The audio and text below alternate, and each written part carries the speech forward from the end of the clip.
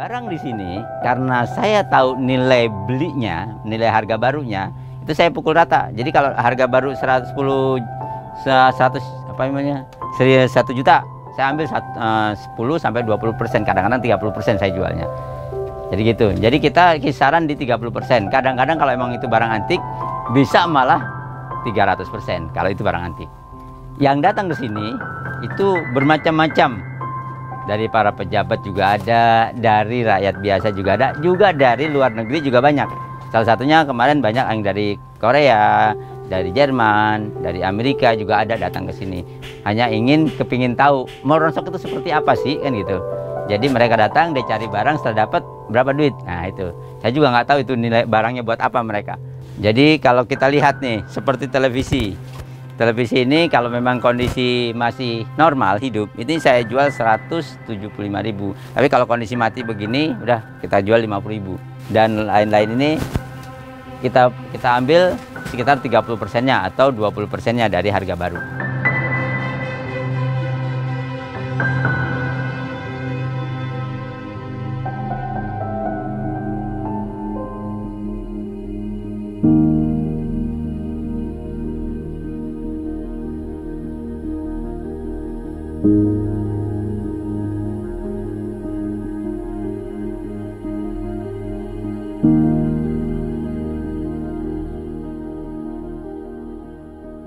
Jadi Mall Rongsok ini saya kasih nama tahun 2010.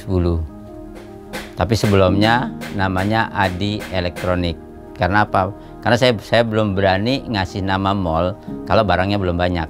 Karena pada waktu itu saya baru jual spare part motor sama servis elektronik.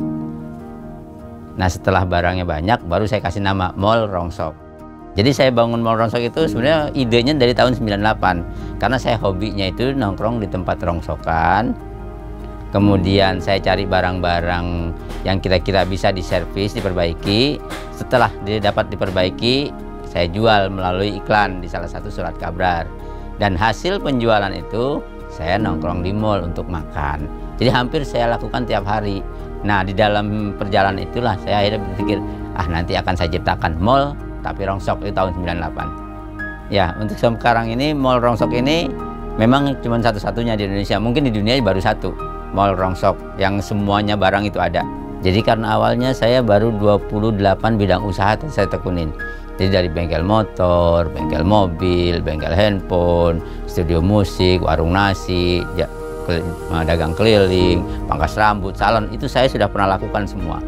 Saya uji coba, ini udah pinter saya tinggal, ini udah pinter saya tinggal.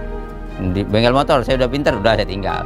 Saya cari lagi yang ilmunya. Nah setelah tahun 2006 ilmunya udah kebanyakan, mau ngapain lagi kan gitu. Akhirnya saya buka lah. Pertama adalah onderdil motor dulu saya gantungin. Lama-lama tambah banyak yang nawarin, saya beli terus. Jadi apapun yang mereka tawarkan saya beli. Kalau dihitung ada barang elektronik, ada furniture, alat rumah tangga. Yang nggak ada cuma baju, sepatu sama sendal, yang lain ada. Dari harga Rp500 sampai 15 juta. Banyak dari semua instansi, kayak instansi pemerintah ya, kayak DPR, MPR, kemudian dapat dari restoran, KFC, CFC, kemudian dari Chevron, Atmajaya, UKI, dari sekolah-sekolah, dari kantor-kantor, kemudian dari mall-mall yang ada di Depok itu rata-rata saya yang ambil. Tergantung barangnya. Kalau semuanya elektronik saya tidak reparasi lagi, tapi apa adanya saya jual. Tapi kalau semuanya meja atau kursi, kemudian saya poles sedikit supaya ada nilai jualnya dan bisa dipakai lagi sama orang. Kayaknya nggak ada pahitnya dah, enak-enak terus. Iya.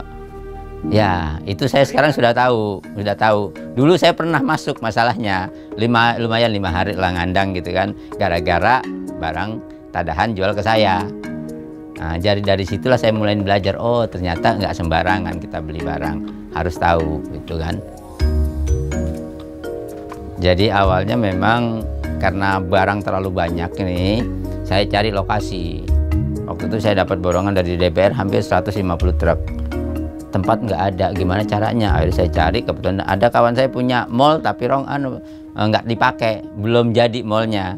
Nah, akhirnya saya kerjasama sama beliau, terjadilah yang namanya kerjasama dan kita bayar sewanya. Nah, saya tempatinlah mall itu. Yang luasnya satu lantai itu 5.000 meter, saya pakai yang 5.000 meternya. Jadi saya isi barang semua sepenuh-penuhnya. Tuh, satu lantai yang saya pakai.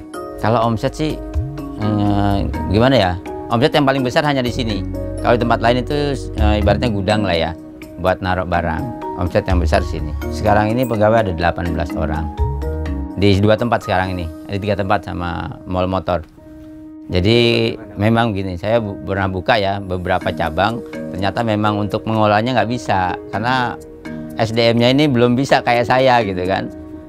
Ini jual ini, ntar salah jual, kadang-kadang komplain orang banyak kan gitu.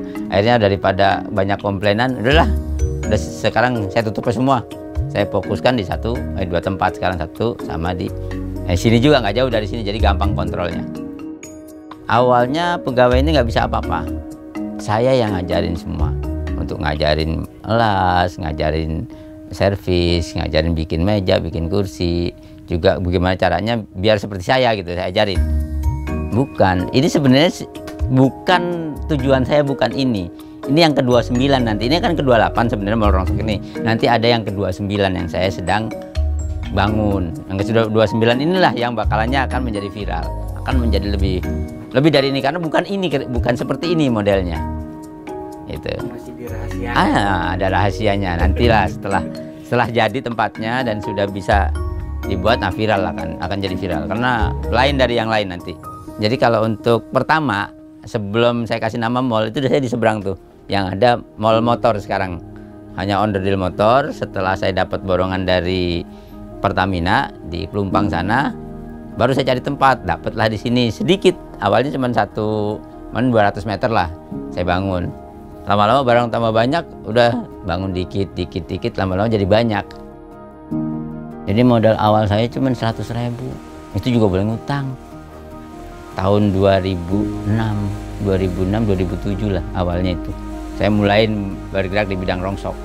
Jadi saya ada teman kebetulan dia buka di Kebayoran Lama, buka onderdil motor yang kayak tebeng-tebeng motor gitu kan. Dia datang ke sini, dia bilang, tempat lu bagus, mendingan lu jual onderdil motor dah. Ya udah, tapi gue nggak punya duit, kawan ngutang dulu gitu. Akhirnya saya punya teman satu, gue ngutang dong 100.000, saya bawa tuh di 100.000 ke Kebayoran. Nah saya beli tuh di 100.000. Nah saya udah pajang-pajang, ternyata banyak yang datang kan, tukang gerobak, tukang ini baru datang nawarin barang. Saya nggak punya duit, ada bang keliling kan, saya pinjam bang keliling, gue punya duit. Nah itulah dari putaran dari hutang. Jadi Mall Rongsok ini memang tekniknya adalah putaran dari hutang, dari pinjaman. Kalau omset 1 bulan itu sekitar 100 jutaan ya omsetnya. Jadi awal pandemi pertama itu memang kita babak belur ya, pemasukan kecil, karyawan kan banyak. Ini pada waktu itu masih belum tertata nih. Akhirnya saya usahakan, udah kita bebenah, saya bikin rak-rak ini. Jadi rak-rak ini pas pandemi saya buat. Jadi mereka tetap gajian, nggak ada yang berhenti. Tetap mereka gajian, nah kadang-kadang gajian kurang sedikit gitu kan. Ya kalau dalam pandemi paling baru sekitar 6 kali saya bayar cuma separuh ke anak-anak. Karena saya gajinya kan tiap hari. Jadi ini di zaman pandemi saya rapiin ini kemarin yang waktu 3 bulan lockdown itu. Nah setelah 3 bulan selesai udah agak mendingan tuh. Terus sampai sekarang udah nggak ada masalah. Ya sebenarnya gini, kalau mau ada nih pemirsa yang kepingin mencari barang yang murah dan punya kualitas, datang aja di Mall Rongsok. Karena di sini rata-rata kualitasnya bagus, karena kan kualitas mall dan kualitas dari rumah-rumahan yang bagus-bagus, apalagi dari kantor, dari DPR, kemudian dari KFC. Tuh, ini barang-barang branded lah.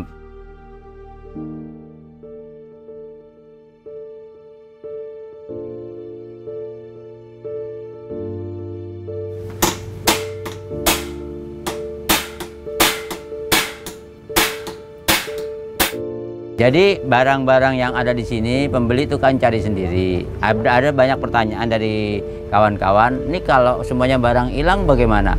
Kalau saya tidak pikirin. Buat apa kita pikirin? Karena apa? Kita punya prinsip, hilang 1 tumbuh 1000, hilang 2 tumbuh 2000. Kalau nggak hilang ya nggak tumbuh-tumbuh, makanya kalau bagus yang hilang. Jadi akan tumbuh lebih banyak. Ini yang terjadi di Mall Rongsok.